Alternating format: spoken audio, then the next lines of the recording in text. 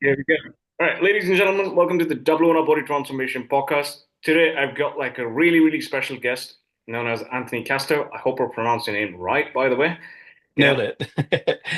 he's known as the king of Yep. peptides, and he's the owner of Drive Solutions, specializes in longevity, performance, health optimization, health, fitness, and performance protocol designer. He's got like 30 years of experience in strength coaching, health optimization. He's worked with numerous numbers of people in the industry with the late John Meadows, rest in peace, with Dr. Scott Stevenson. He has also done a few Q&As with Alex Kiko, worked under Charles Poliquin, really intelligent. He's helped numerous clients from athletes, biohackers, and he achieved remarkable results just through personalized data-driven solutions.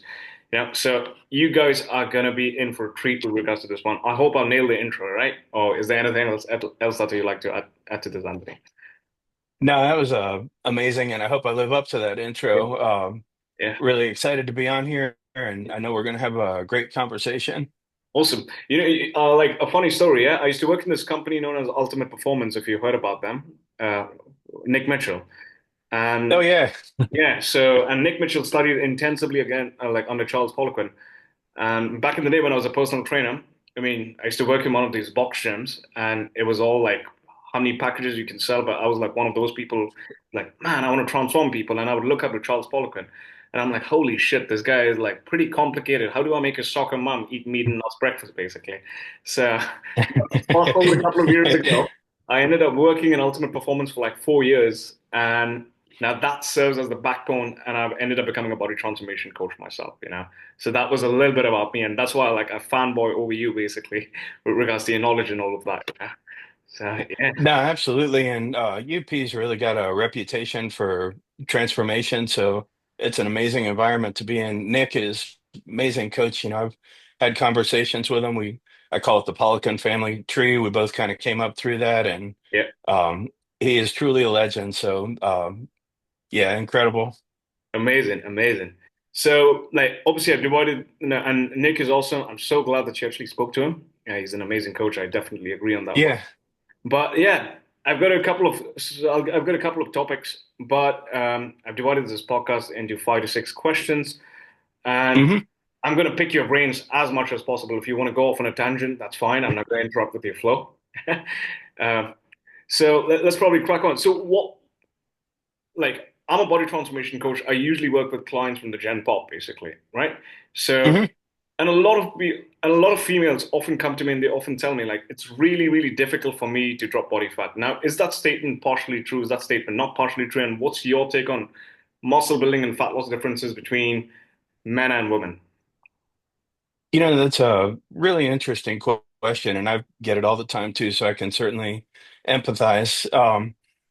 My thoughts, I don't think it's necessarily more difficult for them. I think that, and this isn't a criticism, I think that a lot of times they go about it the wrong way. So when you think about men and women and some of the differences, I mean, there's some obvious ones. And of course, hormones, are one of them. But one of the things that gets overlooked, and I think this plays a huge role, is going to be the central nervous system. And just some kind of cool numbers. I'm a numbers guy to put this into context a little bit better. Let's say you got two people coming to you that never trained before, and they both want to put on some muscle. Um, in a conversation I had with Stefan Sasso of Kilo Strength, another Charles Poliquin guy, one of the things I learned is that the average female, when they begin, is going to recruit anywhere from 8 to 12% of motor neurons, compared to the average male is going to recruit a little closer to 20%, maybe even a little higher. And when we talk about like elite athletes, like once they've, Olympic level, women can get up to 85 to 90%, men 90 to 95%. So there's still going to be that little difference in the nervous system. And we might be asking ourselves, well, why is this relevant? What's this mean? When you think about what happens for us to control or contract a muscle, first thing that has to happen is that acetylcholine is going to leave that prefrontal cortex, go right into the neuromuscular junction, and bingo, we got a muscle contraction. And when we think about that percentage, and I think this will help contextualize it for people a little bit better. For the sake of round numbers, let's say every set to failure, woman's hit 10% of the muscle, man's hit 20%. So if you project that out to, we'll just say 5 sets, man's going to be completely exhausted, huffing and puffing between sets because basically, 100%, and this isn't specific to the muscle, but 100% of those motor neurons have been taxed. Yeah. Whereas with a woman, we're up to 50%. So what you see is women can recover a lot faster in between sets, and men take longer to recover. And we also have to consider men are recruiting a higher percentage of that muscle. And so, when we talk about women having trouble making some of the adaptations they'd want to make, I think one of the things that kind of slides under the radar, we're so focused on hormones and how do we do this around her menstrual cycle and all that stuff. Um, and we forget at the most basic level, strength is the mother of all qualities.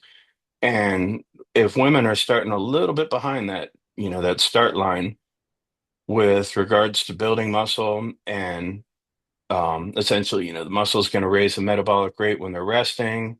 They're going to get more out of each set when they're training. It makes sense that we're really going to have to address that. And I think what happens because, it's that myth from, gosh, when Richard Simmons was wearing striped tank tops and shorts that we'd rather he didn't wear, um, that if you train with heavy weights, you're going to put on big, bulky muscles. And we all know that's not the case, but it's still hard to get out of the head. And we also think, in terms of calories in, calories out. So women are going to gravitate generally towards like, oh, I got to run more, I got to do more cardio and, weight trainings for the men. And it's starting to kind of come around, which I'm really happy to see. Yeah. But generally speaking, I feel like there's not enough focus on just building essentially like that neural hypertrophy. And what I mean by that is um, just fundamental strength that's expressed through the nervous system that doesn't necessarily come with like a proportionate increase in size. So it'd be like relative strength or kind of that one rep max type of strength. Yeah. I don't think there's enough emphasis on that. And I think going back to the original question, if we can kind of get that buy-in with women, and that's why Charles always got such amazing results because he trained them to develop that neural hypertrophy. He trained them to be stronger.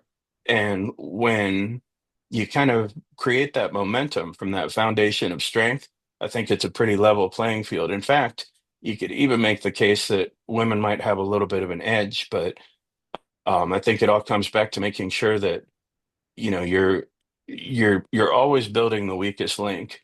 Yeah. And in women, initially, I think that's going to be that neural component. Yeah. Yeah. Uh, I'd also like to add on to that, basically, since we're gonna like, since obviously this is your like niche, but like women, when it comes to building muscle, yeah, men have like a high threshold motor unit recruitment when it, Hmm. because they obviously produce like 30 times more testosterone than the average female, basically. So they got more receptors all across the body, and the raw material which is actually going to bind to those receptors is also going to be high. But from a muscle recovery perspective, women produce way more estrogen, so they're like cardioprotective, so they can recover faster between sets. So like when Paul would design programs for his female clients, he would not really give them like a lot of rest, but he would also really ramp up their volume. And like the number of sets that he would give to an average dude when it comes to maxing out on their 1 rep or their 5 rep maxes would be significantly lesser compared to that of a female, basically. He would really ramp up the volume for females because they produce more estrogen, so they're far more cardioprotective and they can recover faster between sets and they can tolerate more volume, basically. I mean, what are your thoughts on that with regards to them? Yeah, I think there's definitely a hormonal component. I think the number of sets, again, though, is more of a reflection of, well, probably about 50-50. Yeah, It's a lot of it is if you're only recruiting this percentage of your motor neurons each time, it's going to take you more times to kind of hit that target. So that is why you see that higher volume of sets. Whereas if you're pretty efficient at doing it lower volume of sets.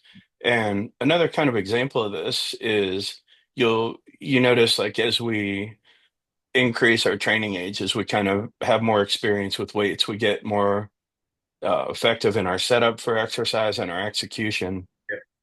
that it takes less of a stimulus because we're recruiting more motor neurons to kind of get that training effect. And that when you look at it's kind of interesting when you look at like a Dorian Yates versus like an Arnold Schwarzenegger training program. Um, and there's a lot to unpack there, but just on the surface, one of the things that kind of drives this point home, um, Dorian is so effective at recruiting that muscle mass Yeah. that after a couple warm-up sets, he can just dive right into that, um, top end set, hit failure, and that's one way to do it. Arnold, thinking longevity in career, thinking like, I don't need to hit failure. Sometimes he did, but um, kind of leaning more on the volume, and both are equally effective in my opinion. I think it just kind of comes down to you look at the client in front of you, male or female, and you ask yourself, is this somebody that's got really good movement patterns? Are they executing that movement with intent? And if they are, probably fewer sets. If it's somebody that's kind of um, and I don't mean this in a bad way, but it's the only term that I learned, and it came from Charles, a motor moron. So you can see, I mean, they're giving everything they got, but the execution of the movement just isn't there. There's not that tension in the muscle that's going to be a driver of hypertrophy. So it's just going to basically take more attempts for them to hit that bullseye. Yeah, brilliant, brilliant. Yeah, like when I usually get like a bit of a beginner client, it's more of like I make them do a lot of sets so that they practice the movement pattern, and once when they Hmm. develop the movement pattern inside their nervous system, basically, then when you begin to ramp up the intent, so it's more of like a bell-like curve. So in the starting, you start off with less, and then you increase the volume, and then over time, the amount of volume drops because you get so efficient at recruiting the fibers, like you don't need much, you know. So yeah, that's brilliant. Perfect. And even your rest intervals, like they get longer and longer as and when you get stronger and stronger, basically. Like in the starting, like when you're doing more sets, you probably don't even need that much, those many rest intervals because you're not even taxing your CNS that much. Yeah. So Yeah, I would agree. There are lots of different things you can use rest intervals for, but if we're comparing apples to apples when we're talking about strength, you're exactly right. Um, the, there's that range when we're talking about training for strength of 3 to 5 minutes in recovery. And a lot of that's going to have to do with how fast you can regenerate ATP. And a lot of that's going to depend on your aerobic system. yeah, So as that training age progresses, we've got a more efficient aerobic system. We've got more recruitment going on. We're going to be closer to that 5 minute mark. Conversely, if you have a beginner and they hit failure, but failure is only 10% of the muscle, 20% of the muscle, they're going to be able to recover that amount of ATP and um, full ability a lot faster. yeah, yeah, yeah. True, true, true. That's I'm learning new stuff on the fly as well. So cheers for that. Now I wanted to ask, yeah, like healthy body fat ranges basically. So I've been posting with regards to my own transformation on social media lately. So give or take, like from my photos, I probably look like I'm at a 15% body fat. So Mhm. I'm still in a caloric deficit right now. I'm still tracking the macros. I'm still being not being in a nutrient deficiency, still having the right amount of protein. So do you get healthy when you hit that healthy body fat percentage range, or do you get healthy when you push your food up at that healthy body fat percentage range after the diet ends? If that makes sense with regards to the question that I asked. Absolutely. No, and that's a really good question. And the answer I give, I hope people understand. I'm not trying to avoid the question, but there's a lot of nuances to it. So I'm going to try to unpack that so people really get a thorough understanding of how I evaluate these things. So when we think about body fat percentage, just on its most basic level, um, the more fat we have, more inflammation we're going to have. The more inflammation we have, the less. Um, less insulin sensitivity we're going to have. The less insulin sensitivity we have, the less metabolically flexible we're going to be. Yeah. And the less metabolically flexible we are, um, the worse off our mitochondria are. And this is kind of where the cellular medicine part of it comes in. Always looking at, we want to see a transformation. We want to really kind of maximize our results in the gym. And where all that begins is going to be the mitochondria of the cell. And this is really cool. And I don't want to get too sidetracked, so I'll try to keep it brief. But when we think about the mitochondria, tip of the hat to women, 100% of the DNA in our mitochondria, which has its unique DNA, comes from our mothers. And on top of that, and this is really cool, when we think about steroidogenesis, so as we were talking about hormones just a couple minutes ago, you ask people where hormones are created, and most people are going to say, testes, ovaries. Hormones, steroidogenesis actually happens in the mitochondria. And what happens is you have this little thing that's called a star protein. Easy way to remember it, the all-star of the show, we need this guy for things to go on, is going to transport cholesterol into the mitochondria where it's going to be synthesized into pregnenolone and then on down to testosterone, so on, so on.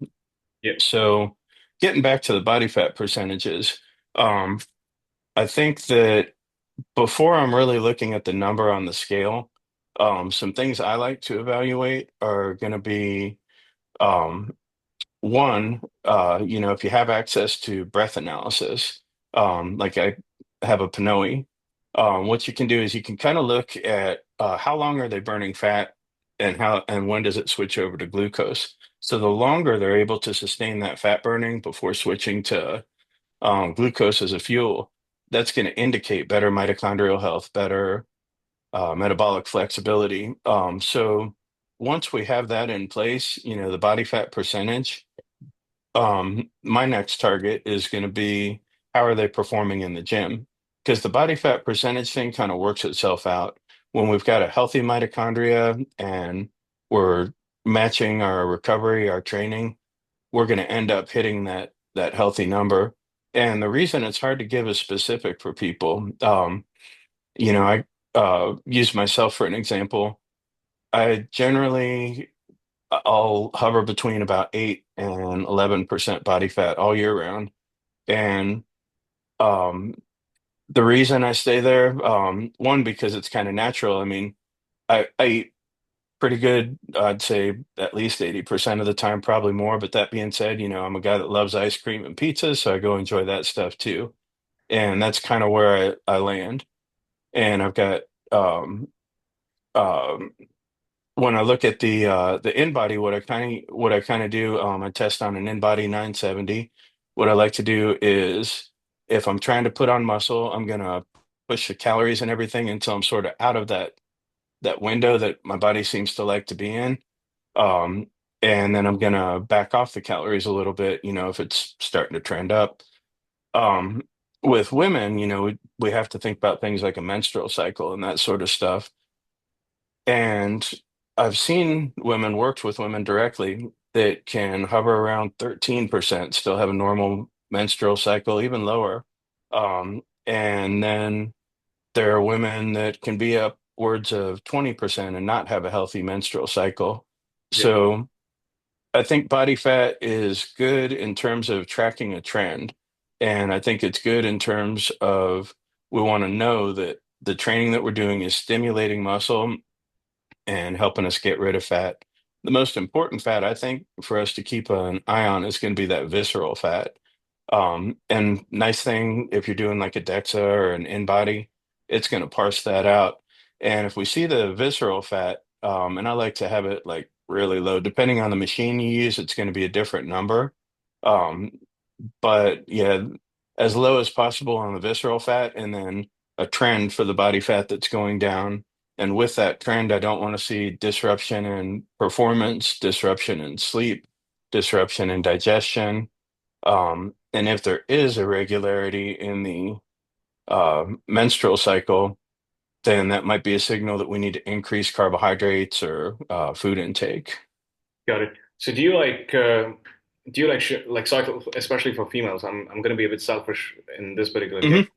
and ask you a quick question with regards to my clients. So, do you cycle like carbohydrates with regards to the female's menstrual cycle? So, by this I mean, let's probably say in the follicular phase, her physiology is going to be as close to normal as possible, basically, where everything's good, she feels good. When she's ovulating, her estrogen also goes up, and I reckon her testosterone also goes up, basically. And during the luteal phase, her progesterone is going up, and around the period, that's when, yeah, she's bleeding. So with regards to things, what I like to do is I like to study every female differently, but the generic stereotype is a a caloric deficit for the first 3 weeks of the menstrual cycle, the follicular ovulatory phase, and the luteal phase, and like once when a period comes, I probably push her calories up to maintenance, depending on what she can do. So for some females, if she is like straight down to the point, I push her calories mainly up from carbohydrates because that's going to have like a calming and de-stressing effect. That's going to produce more serotonin levels. Um, but what's your take on things basically with regards to the way I do Um, things, and how would you do it? Almost identical. So tip of the hat, brilliant on how you do that. The only slight difference, I would say, between the two of us, and I don't think it changes like the actual uh, plan or layout, is the way I present it to him. I just tell him, where you essentially would raise up to maintenance or a little bit higher. I just tell him, you've been working really hard. Um, you've earned it. Let's throw in a couple of those foods that you've been missing and enjoy this week. Yeah, And I just kind of let them govern it. And I tell them, for this week, I don't want you to step on the scale. I don't want you to look at a number. All I'm interested in is let's really push performance and let's really get some of those foods in you've been missing. I want you to see the benefits of the muscle that you're putting on. And I want you guys to trust me on this. At the end of the next week, we're going to weigh and you're going to weigh less. And 90% of the time, they weigh less or at least the same. And I think the cool thing about that is I've always tried to, while I don't dispute the importance of calories to some extent, I want things to be sustainable for people. And I want things to be something that, because a lot of the people I work with are, whether it's professional athlete, CEO, that sort of thing, there's a lot of travel and inflexibility at work. So when they have to go out to these dinners, when they're traveling, I want it to be sort of habits that they've learned that yeah, they can instantly, you know, implement without having to think as much about where their calories are at. But 100% agree with you on how you lay that out. So brilliant. yeah. So with regards to calories in and calories out and tracking the macros, etc., that's probably going to work for someone like who lives like a monk, like perhaps like people like me and you. Yeah. But if given a chance, like we are like really numbers oriented. I mean, I track my nutrients on Chronometer. If you heard about that app, like it's brilliant. Uh-huh. Yeah. But like for some clients, I ask them to stick to the portion size of like 2 pounds of protein, two sorts of vegetables, and but that's like a habit-based thing. Or for some people, it's like hell if you can just even add in protein and vegetables in your diet, like that's a win. So yeah, like how do you Yeah, absolutely. you manage your your nutrition with your clients? Like, do you have them track their calories and macros, or do you do this, or do you do what do you do? I'm just curious to know about. Um, it depends on the client. You're going to have those people that are more type A that are going to want the specifics of like, what are my macros? And I'll work with them on that. And I'll give you a couple different scenarios so it's a little bit more specific to the question.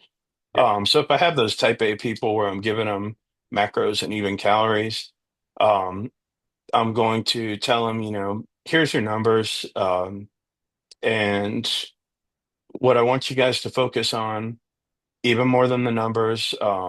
Give yourselves 2 hours after you wake up and 3 hours before you go to sleep away from food. mhm. I really want to focus on the hydration. If there's a number you want to focus on, and we can even unpack the specifics of what I believe hydration is, the formula I use, and all that stuff. But those are what I want you guys to focus on. And I find if you have those things in place that um, it kind of, I guess in my experience, it seems like it kind of takes the pressure off them to be so regimented uh, about numbers. That it's that whole thing, and I love this quote from John Berardi, and his system's the other one I use. The Palm system. Um, he's talking about when you have these people that are so stuck on a diet, and one thing goes wrong, and next thing you know, it's like it would be akin to if you were driving, you get a flat tire, you pull over and decide to cut the other three instead of changing the first tire.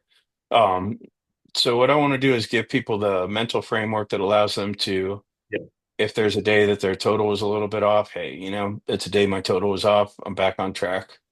Um, and then the other way that I do it is really just kind of that hand guide. Um, Probably the exact same one you use. I learned it from John Berardi.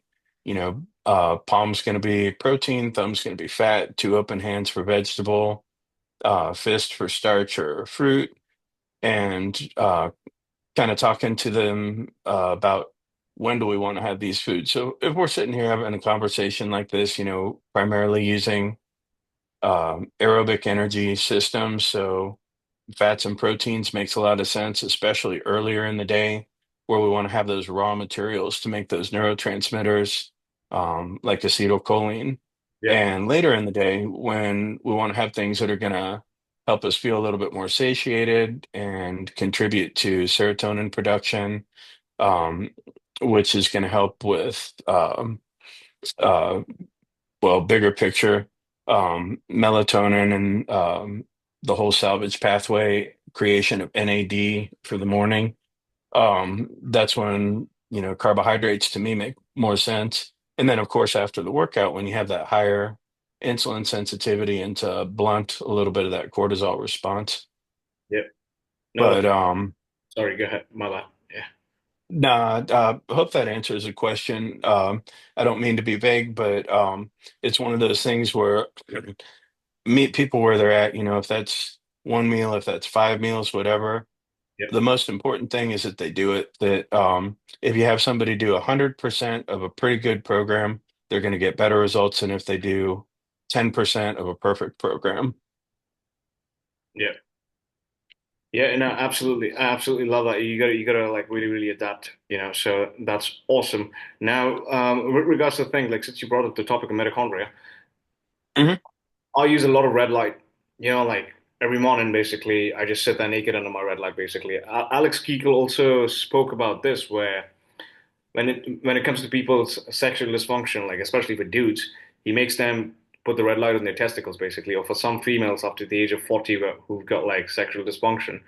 He makes them put the red light on their clitoris, basically. Now, what's your thought patterns with regards to his methodology with regards to the red light supporting mitochondrial function, basically? I definitely think there's plenty of data that supports it. Red light's going to help with mitochondrial function, and as far as like the specific location of it, if you're talking about like hair regrowth, Is I it think, does it go systemic? Is it systemic or is it like localized? So with it, regard, like, let me just give you some more context around it. Let's probably uh-huh. say if I place the red light on top of my head. Yeah, it is going to penetrate through the tissues in my scalp, as a result of which there's going to be more blood flow to the follicles, and that's going to lead to more hair growth. That's one pathway. But Uh-huh. does that make that much of a big difference, or if it doesn't matter, like with regards to where the red light is placed? So generally speaking, it doesn't matter where the red light's placed. Now, the only exception that I'm aware of that's really backed up by research is they did a cool study, you might be familiar with at the Jeffrey Institute on Vision, and they shined a light. It was within 2 minutes per day. That's what I read yeah, about it. yeah, and 680 nanometers wavelength Yeah, directly into the eye within 30 minutes of waking up. And um, what was it? 80% of the people over age 40 improved, I think it was night vision. yeah, So yeah, something like that, I think, um, because that's such metabolically demanding. Um, in your eyes, the mitochondria in your eyes, um, that kind of specific location might have some benefit. Now, if we're talking about, just general benefits like uh, sexual dysfunction, things like that, um, I think the mitochondria play a role, but I think that getting in front of a red light panel is going to cure that. Because there's a couple things to consider. This is why I'd have a slight difference of opinion on this. First of all, we got to consider, energy production, mitochondria. Okay, so maybe specific there, but there's also going to be issues with circulation. There can be issues with sensitization, which is going to be more neural. There can be um, just a lot more variables. So, I don't know if there's really any benefit to, directly placing it. Evolve. Um, yeah, Fair, fair. Yeah, cool. That was really helpful. That was a selfish one for me, but yeah, really appreciate that. Now, yeah. thanks for this. Really appreciate it. Now, I wanted to ask you, like I obviously know what is the definition of a peptide, but as per you, since Mhm. you really, really geek out on this one, what Yeah, no, in this day and age, basically, where like 16-year-olds are using steroids, androgens, basically, mindlessly, not knowing how it affects you in a positive and a negative way. Um, there's this huge talk on SARMs, selective androgen receptor modulators, SERMs, selective estrogen receptor modulators, and peptides. So, if you're explaining this to your grandmom, what is a peptide? Just for the listeners. so peptide, really simple. If we think about it, let's pretend amino acids are people, and let's say two of those people decide to hold hands, and that's a peptide bond. All of a sudden you have a peptide, and that's really just two or more amino acids joined together. Um, the classic definition of a peptide is up to 45 amino acids. So when it crosses that threshold of 45 amino acids, and that's going to be longer chains of peptides, which could include things like insulin, which probably the first peptide that was ever introduced, or growth hormone, even growth hormone, 191 amino acids. IGF is a Those also peptide. are IGF's a peptide as well. Although that is longer than so that's kind of as is yeah, the long R3. So those are kind of those gray area where it's still called a peptide, but by classic definition of a peptide being 45 amino acids or less, um, it falls into that gray area. But um, regardless the number of amino acids and where we decide to draw that line, they all basically work the same way, and it's really pretty cool. Um, a peptide is basically like a signaling molecule, and this is why I love them. What they do, if you think about our DNA, and uh, we'll just say like the blueprint for optimal Anthony, like if everything's working perfect, um, our cells are signaling to each other, and these signals are transmitted through peptides. Um, so what happens as we get older, and I'll just use the example of actually kind of a couple I think that might be interesting to listeners. Our thymus gland. So, thymus gland is going to be responsible for everything from our immune system to development of intelligence or testosterone production. As we talked about in the mitochondria, these signals start to get a little bit softer and softer and softer. And the way I think about it, I always like to use analogy. Imagine that you're singing and you've been singing your lungs out and you're going to start to get hoarse, but you're still singing that song. Pretty soon it just doesn't sound as good. And pretty soon people can't even understand the words. Yeah. And that's kind of what happens with our cells. So when we put these peptides in, what we're doing is we're basically, it's like nature's throat lozenge. It's going to restore, that perfect signal that's going cell to cell. And in doing so, we're going to restore those processes like, Anthony 2.0, perfect, everything's hitting on all cylinders. What Mm. peptides won't do is take you into that super physiologic range. So they modulate. And by modulate, I mean it's like you got a stereo you can turn up to 10 or you can turn down to 0, but you can't turn it up to 15 because there's no 15. Um, Now, when we think about a SARM or a hormone, that's like when we hook up that amplifier to the stereo, all of a sudden we can turn it up to 15. And with everything in life, there's anything you put in to your body, there's going to be a cost. There's going to be, and not necessarily a bad cost. It just means, that if this happens, then this happens, and we want to account for that. So there's getting back to peptides, there's kind of this bigger buffer of safety that they're working through modulation, they're working through optimization of signaling. And then when we have our shorter chain peptides, which are going to be like the bioregulators, and those are 2 to 4 amino acids long, because they're like these little guys, they can kind of sneak in on the DNA and they can kind of repair those spots in the DNA where uh, things might have got chewed up. And this kind of ties into, and I don't want to get too off track here, but just so people can kind of visualize this a little bit better. Our DNA would be like a shoelace. And if you look on the end of your shoelace where you have that plastic that goes around it and protects it, um, essentially those are the telomeres. And over time, just like our shoelace gets chewed up, telomeres start to shorten, and that exposed DNA or shoelace can start to get sort of the wrong sequence or whatever.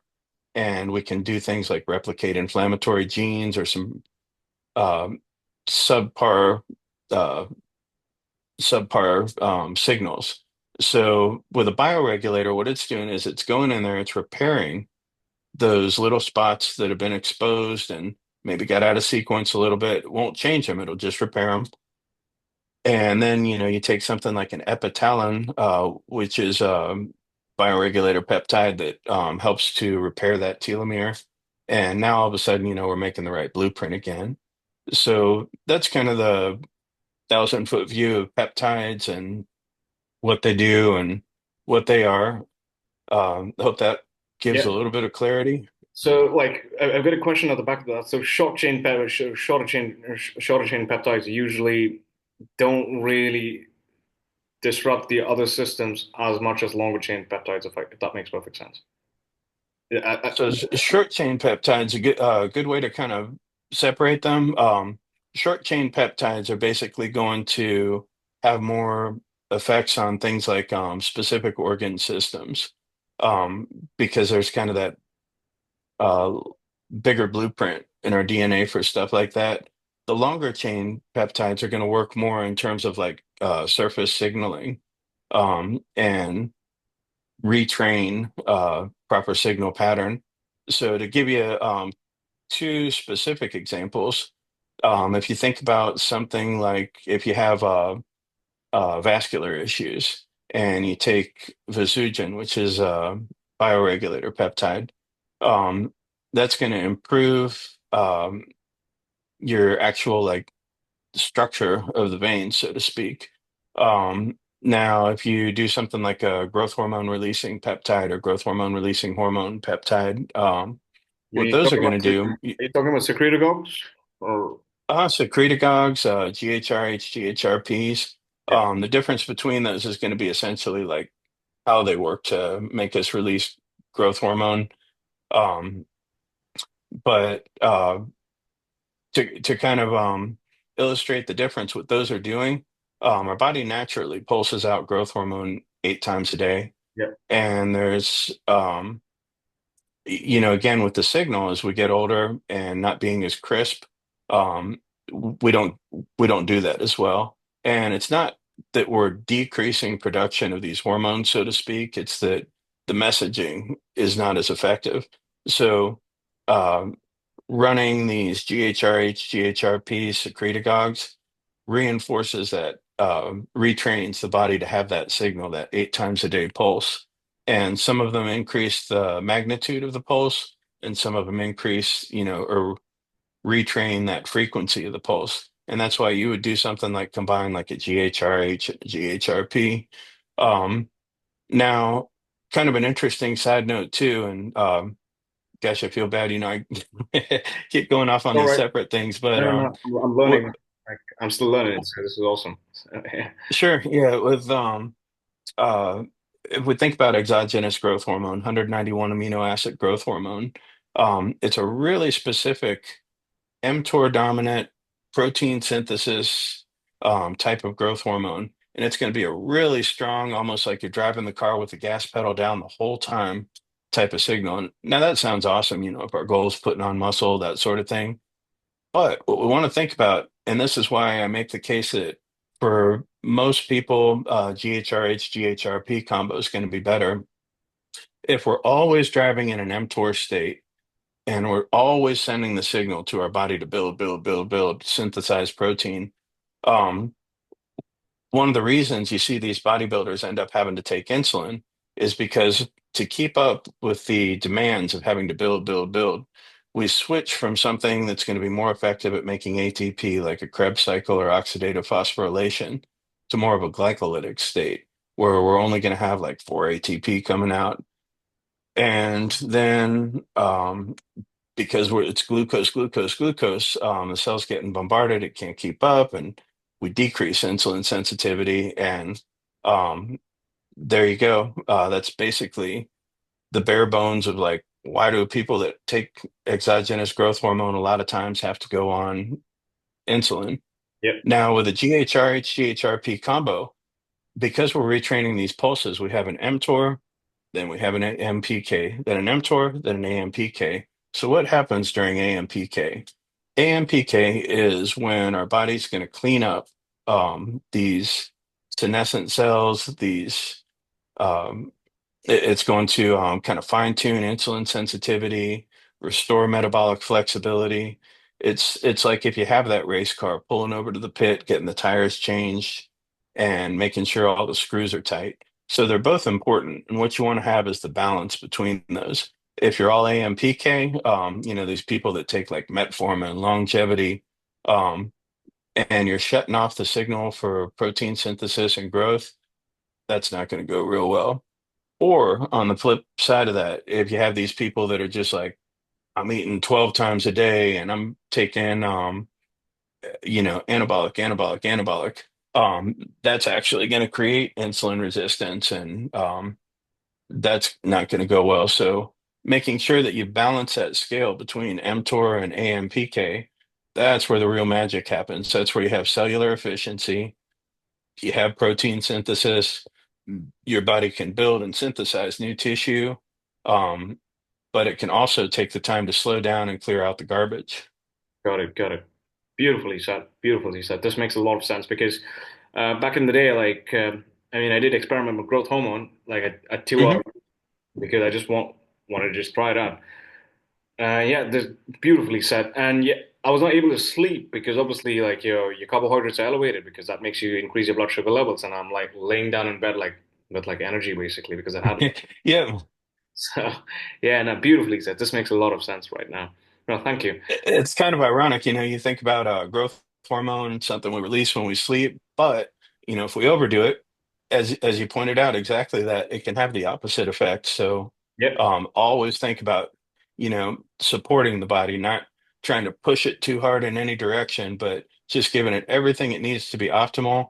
And then that stimulus, which is really the most amazing stimulus we can introduce from training, that's where the magic happens. You just layer on the right training program, some sensible, my preference is seasonable nutrition for the benefits it's going to have in microbiome and lots of other things. But yeah, sensible seasonal nutrition, smart training program, support processes, and you're going to grow like a weed. You're going to have the body fat composition you want. I mean, and it seems so easy. But where people go wrong is, the harder we push against our body for a while, that works, but then it's going to start pushing back and it's going to push back really hard. And that's where we hit things like plateaus. And those plateaus are almost kind of like that red flag, like where we should take that moment, step back, evaluate your training, evaluate your recovery, evaluate your nutrition and supplementation, and say, am I trying to push against a wall that's not going to move? And if I'm doing that, what are other stimuluses that I could be working on right now? And that's kind of one of the training philosophies I've adopted. And I credit N1 for this. with always train the trainable stimulus. So if you've really, been pushing on this neural stimulus and you think about like nervous system, metabolic system, um, and we're not at a point where we can adapt neurally to training anymore, it's going to make a lot of sense to take the foot off of that gas pedal and go work something that we really haven't spent too much time working on. Um, Even just a short 2 week interval of more metabolic training, so that we can deload those joints, central nervous system, then return to that and see what happens because now you can recover ATP faster, nervous system is rested, joints are rested, et cetera, et cetera. Got it, got it, got it. That's really, really good. That's awesome. Now, are we good on time? Because we got 7 minutes, yeah, I reckon. Sure. Yeah. Yep. So I wanted to ask, okay, like a large portion of my clientele are Indians, basically. Now I'm Indian as well. Hmm. So, and there's this huge myth on perhaps like this limiting barrier, like, you know what, I've got the typical Indian body, basically, which is like females usually say like the pear-like physique, with like Uh-huh. more around the hips, basically, and dudes go like usually it's a skinny fat. So, do genetics actually play a huge role with regards to the way your body fat percentage is distributed, or is the habits that have accumulated over the years which actually change your genetics, which actually change your fat storage patterns? So, let me just give you some more clarity on that. Indians are usually like predominantly vegetarian, South Asians basically from that side of the world. So Hmm. all like their diet is usually low in protein, and even if it's high in protein, it's in the form of lentils, which is not exactly the best source of protein. Um, No. yeah, it's awful. Yeah, red meat is proper protein basically. Yeah. Yeah. As a result of which, due to their food sources, their hormonal patterns become really different, and the men become far more estrogenic. As a result of which, man boobs actually becomes far more common. Low muscle tissue actually becomes common, and hence that Indian body stereotype actually comes inside the picture. So, do genetics actually make a difference, provided that the person has gotten his shit together, or um, they don't make a difference if the person has gotten his stuff together? What's your take on that? Um, What's your I experience? would 100. Sorry, what's your I'm experience? sorry, go ahead. What's your experience with the different races of clients that you work with? Yeah. I would 120% say genetics do not make a difference. That a good way to think about genetics is you're in a room with light switches, and you can turn a light switch on or you can turn it off. And if it's turned off, there's not going to be any light. And your genes are the exact same thing. That because you have these genes doesn't mean they're turned on, doesn't mean they're affecting you.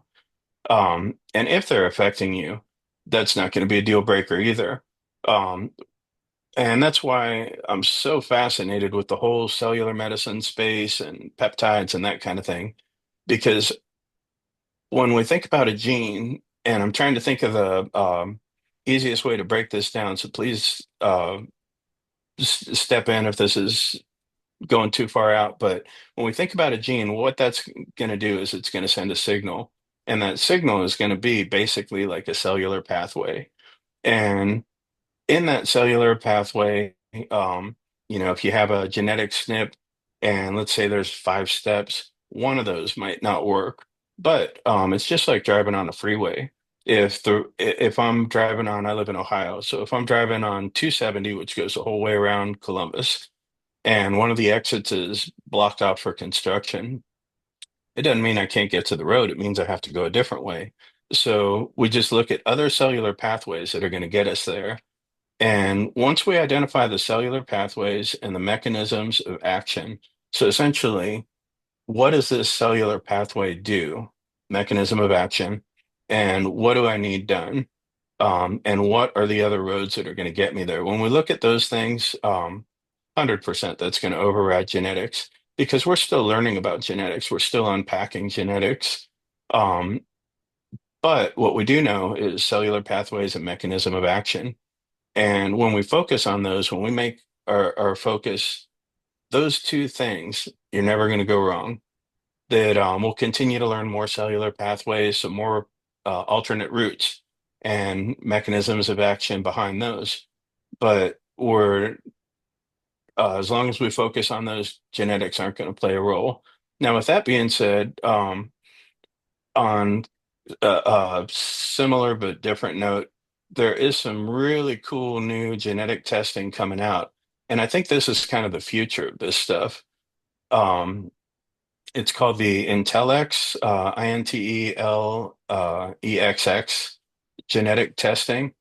And what's different about this test is it's going to look at uh, sequencing and or next generation sequencing, as well as like the genotyping, so like the specific SNPs and everything.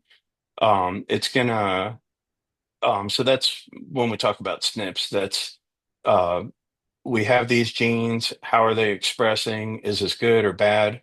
Well, there's not really good or bad. Is it going too fast, too slow, not working, whatever. Um, and it's going to look at everything from like your detox pathways, methylation, neurotransmitter, immune, metabolic, cardiovascular. There's like 10 different categories that it goes through. And the big difference is it focuses on the actionable ones. So it's not about the genes that you have, but how these genes function. And it gives specific recommendations based on how your genes are functioning at that time, um, some modifications you can make with regards to your diet, training, the peptides you're using, mitochondrial support, those kind of things. And essentially, it's like having a cheat sheet to a test Yeah. that, maybe you got these genes, and they might even be expressing right now, but with some really simple interventions, it's going to be a non-issue. So, if people are really concerned about it, I'd say go that route. Test is a little pricey, and honestly, if you focus on again cellular pathways, mechanisms, smart training, and just I tell people one of the most valuable things you can do is just actually track your workouts. Yeah. Um, look at things like, am I making progress? Because you're an N of one. For all the information we have out here, all these studies, these are things that are done in a specific amount of time under specific conditions, and they provide a framework for thinking, but they don't define us. So when you're taking the time to write down your workouts, make observations about things like how's my digestion, how's my sleep, how was my performance today? All this stuff, you're going to have the perfect recipe to bake, so to speak, the perfect you. Hmm. Amazing, amazing. Anthony, thank you so much for your time. Thank you so much for sharing your knowledge with us. I really, really appreciate this. Now, one last cheeky question before we go. Like, what's your favorite Poliquin moment? And Poliquin was known to take a piss on people, basically. Oh, So, yeah. yeah. Nah, So, he is. yeah. So by Uh, this, I mean like went for his bioprint course back in the day, and he took someone's body fat percentage. And the moment he cut that person's love handle, and the person asked him like, "Do I deserve my carbs?" And that he told that person like, "You deserve one lick off a prune every 6 months, basically." Yeah, like, what's your favorite Poliquin moment with regards to that? Just with the yeah, no, he's first of all, I can't give the guy enough credit. I mean, he's amazing. yeah, The best story I have about him, it was really funny. I'm a huge fan of his, and I went to Biosignature in Arizona, yeah, and he was generous enough to go out to lunch with me. And I mean, this was like me getting to sit with like, I mean, this guy's my hero, and yeah, he still is to this day. So we go out to lunch, and I'm like, all right, whatever Charles does, I'm doing. So over by the meat counter, he gets deli sliced filet. I'm like, I'll get deli sliced filet. And then he goes, picks up an avocado, some salt, some blueberries. We go sit down, and I'm like, all right. And lime, he picked up a lime. And um, as we sit down, we got our food in front of us. And mind you, I'm starving. We've been in biosignature lecture all morning. My stomach's rumbling. So I was like, you want me to go heat your food up, Charles? And he he starts laughing. He's like, no, he's like, eat it this way. So I'm like, all right, this is a test. Charles is punking me.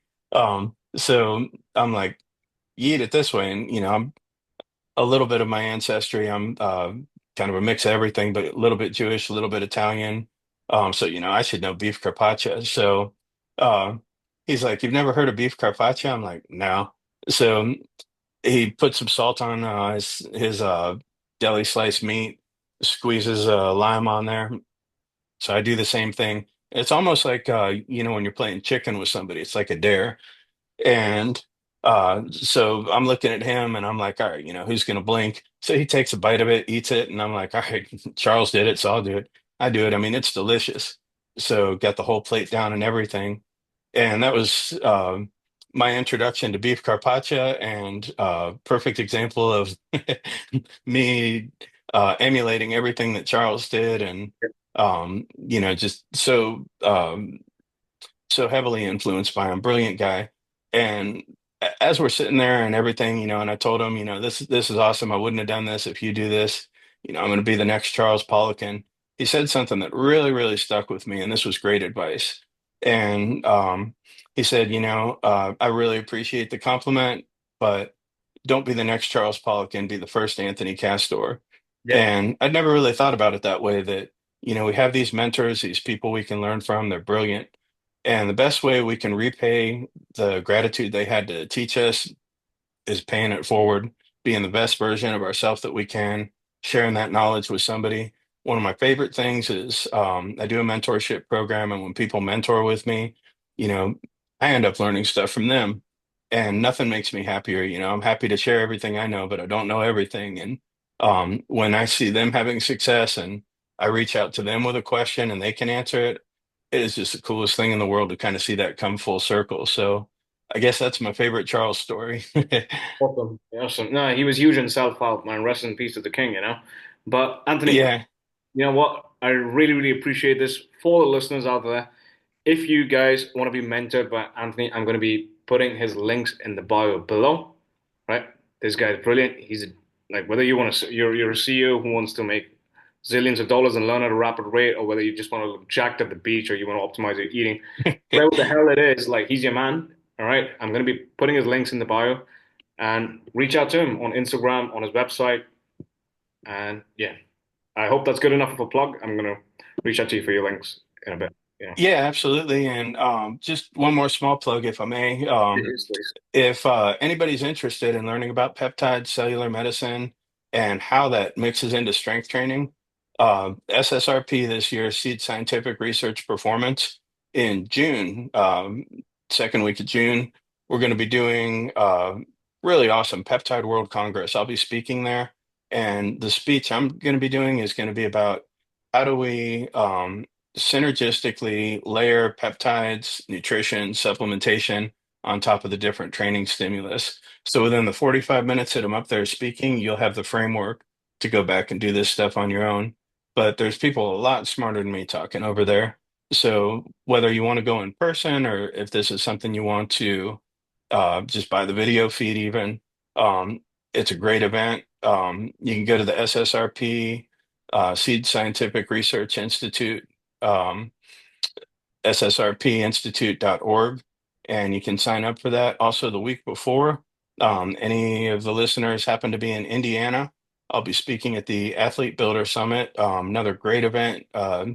Jim Beebe's putting it on, and should be a lot of fun. But yeah, I try to make myself as accessible as possible. I love helping people. So if you guys have any questions or if you want to tell me I'm a complete idiot and there's something I can learn from you, Yeah, shoot me a message. I'm excited to hear from you.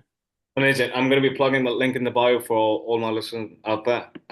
Yeah, Anthony, thank you so much for your time, and cool.